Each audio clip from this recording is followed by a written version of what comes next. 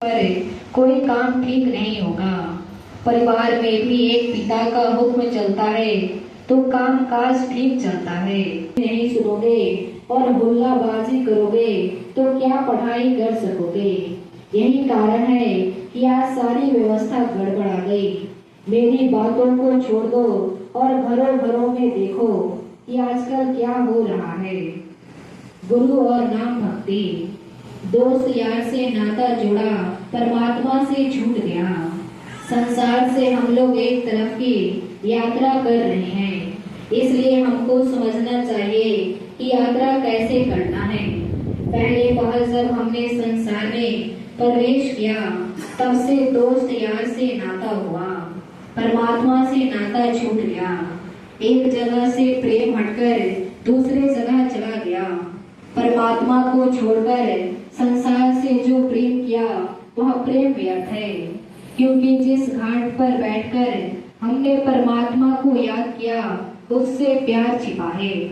वह स्थान स्थिर और प्रेम टिकाऊ है।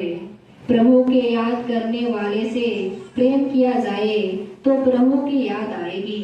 यदि दुनिया वालों से प्रेम किया जाए तो उससे प्रेम होगा। प्रभु तो दोनों में है, मगर दोनों में फर्क है। परमात्मा को याद करोगे तो सुख मिलेगा। परमात्मा को याद करने वाले से प्रेम किया तो हमेशा हर मुसीबत में भी प्रभु की याद आएगी। जो प्रभु को भूल गए उनका प्रेम नाकिस है। जब भी तुम किसी से मिलो, उठते बैठते जागते चलते सोते, खाना बनाते या अन्य और कार्य करते प्रभु को प्यार करने वाले प्रेमी की याद करोगे तो मालिक सदा याद आएगा। स्वप्न में भी सत्संग, परमात्मा और उसके प्रेमी ही याद आवेंगे। और मुबारक पग घड़ी जब जगाने से प्रभु मिल जाए।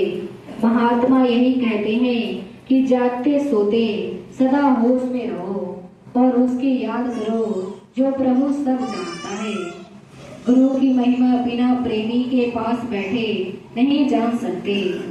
गुरु की महिमा बिना प्रेमी के पास बैठे जान नहीं सकते, और बिना उसकी याद के तुम जाग नहीं सकते।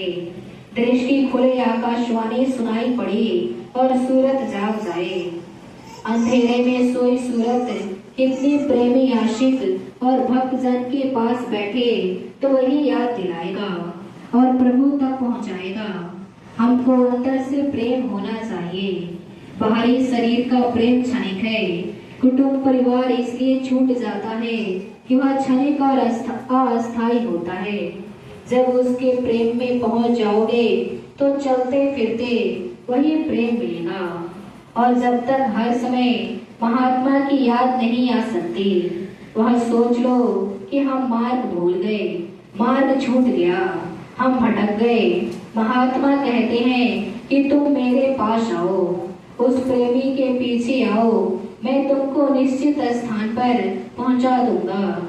जिस ओर से आए हो उसी ओर चला दूंगा।